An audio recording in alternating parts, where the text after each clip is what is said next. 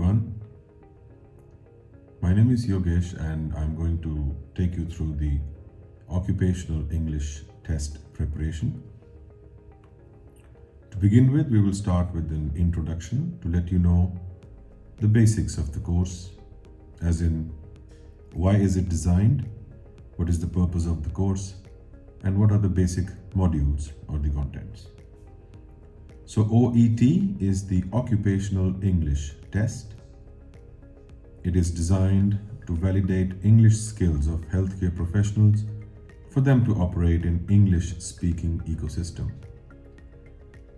Which ideally means is that in case you were to work in a foreign country amongst healthcare professionals, you should be able to clearly understand the instructions and carry out your duties with full effectiveness.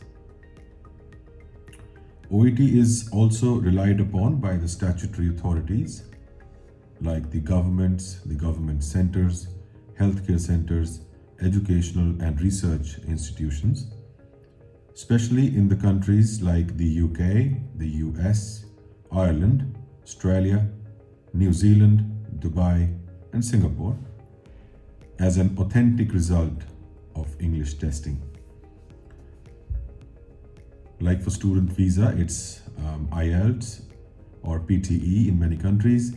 OET is designed for healthcare professionals to work in English-speaking ecosystem.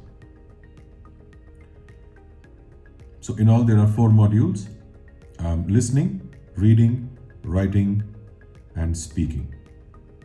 The listening module timeline is 45 minutes, reading is 60 minutes, writing is 45 again, and speaking is approximately 20 minutes, which includes role plays. To give you the basic information on the reading, which is the first topic that we're going to cover today, this content is common for all healthcare professionals across various sectors.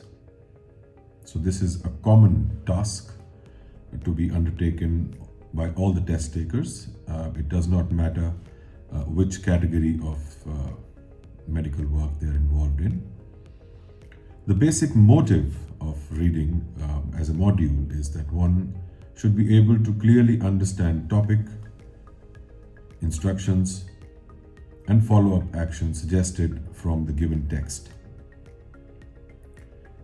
So once you are given a passage, you have to read it actively, which means when you're reading the sentence, you should be able to understand the message and the important information it contains.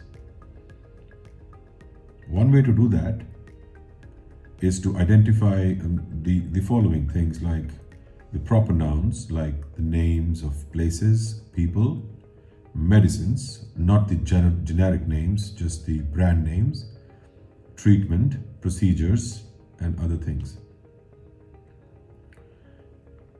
As the reading passage is divided into paragraphs, so each paragraph has its own validity, its own information, its own message.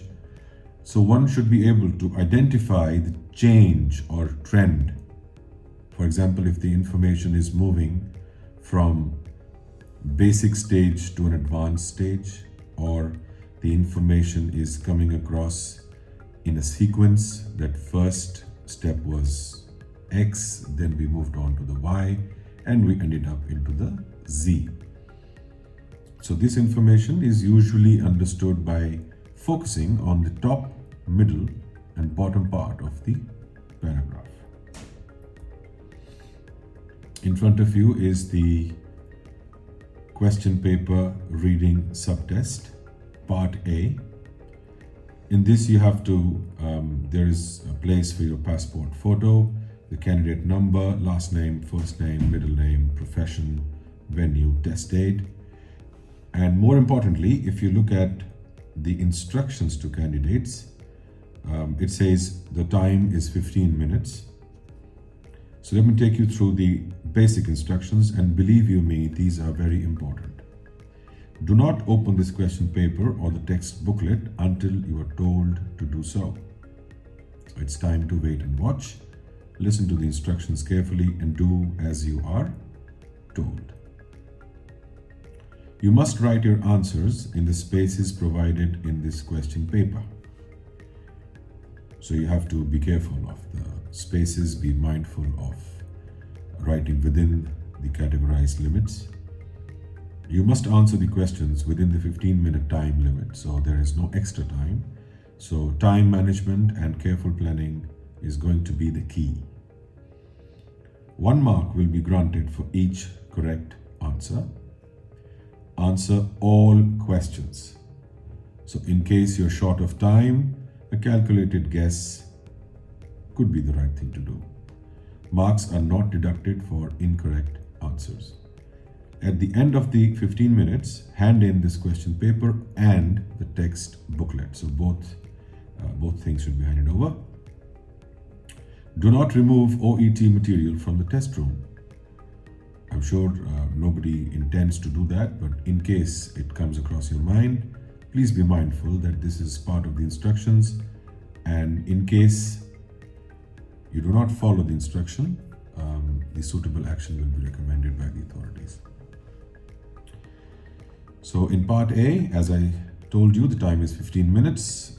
The instruction on how to carry out the test is very clear. Look at the 4 texts A, B, C, D in the separate text booklet. For each question 1 to 20, look through the texts A, B, C, D to find the relevant information. Write your answers in the spaces provided in this question paper. All the questions within the 15-minute time limit. Your answers should only be taken from the texts A, B, C, D and must be correctly spelled. So this is very basic information. I'm sure this is pretty lucid and you will be able to understand it. In case of any doubts, feel free to send in your questions through the comments and I shall be happy to answer them. So this is what a typical question paper looks like. As you can see, the topic is fractures, dislocations and sprains.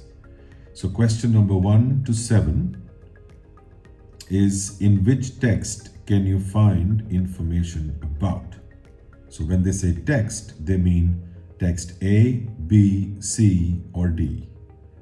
So if you have read the text, you know the basic topic of discussion of each text. This is pretty straightforward and you should be able to answer these questions. For example, procedures for delivering pain relief.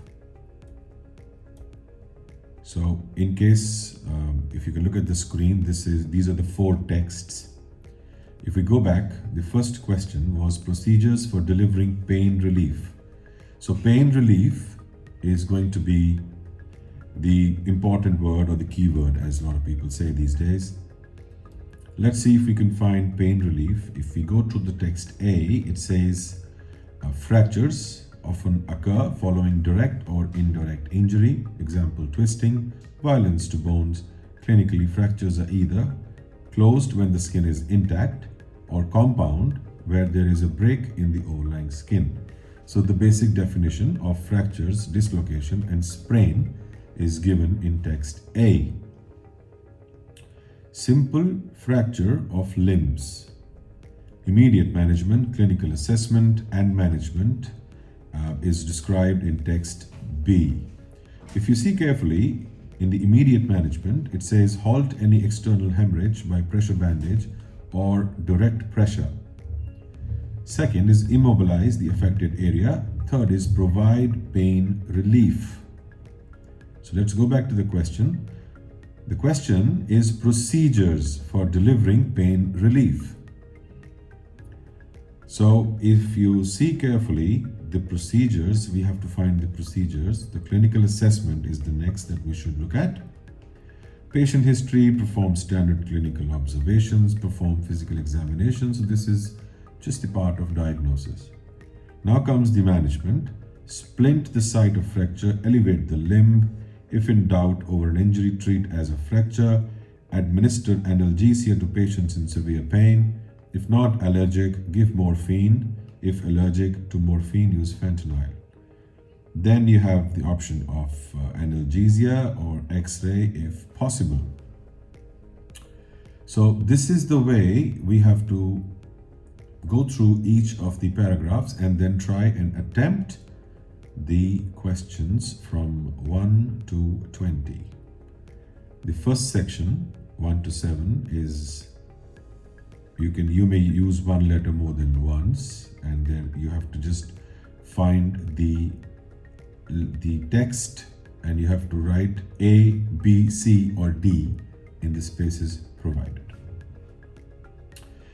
8 to 14 is answerable with a word or short phrase from one of the text. This answer may include words, numbers, or both, but you should avoid writing full sentences. And in the third, which is from 15 to 20, again you have to write a word or short phrase from one of the texts. It is very similar to the questions from 8 to 14. Right. So this is the typical question, just to acclimatize you with what does a question paper look like. Very basic, text A, text B, text C, and D. So if I were to take you through, text A is just about definitions, that what is called a fracture and what comes under the category of dislocation. Text B, it says the assessment, the diagnosis, and the immediate management.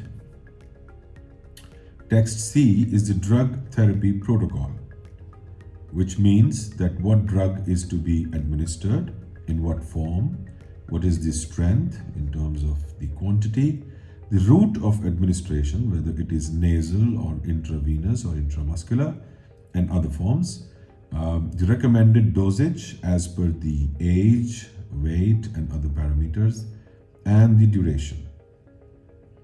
And text D is the technique for plaster backslab for arm fractures. Use same principle for leg fractures. So in case there is a plaster to be applied, the technique is given in text D. So pretty straightforward so far. We went through the reading basics, then we saw what a question paper introduction looks like, then we saw the actual question paper, and all our nervousness is over. If you understand the question paper well enough, and if you are comfortable with looking at the question paper and you're able to understand what the flow of questions, I think half the job is done. This is what the passage looks like. It has again four parts, and I took you through all of them, gave you a basic information. Once we progress in the course, obviously I will take you through each and every question, the ways to attempt, the ways to look at information, and how to highlight the information that you may use when you attempt answering the questions.